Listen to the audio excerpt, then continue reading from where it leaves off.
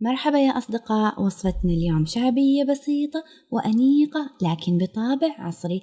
اليوم بنسوي مع بعض مشروب العدني أو الكرك، أو خلنا نسميه مخفوق الشاي بالحليب.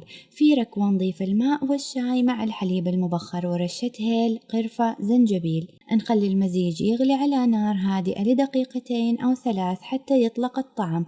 بعدها نصفيه ونخفقه بخفاق القهوة أو الخلاط، وراح نحصل على ألذ رغوة كريمية ناعمة اللي تذكرنا بشكل الكابتشينو، لكن الطعم شرقي أصيل.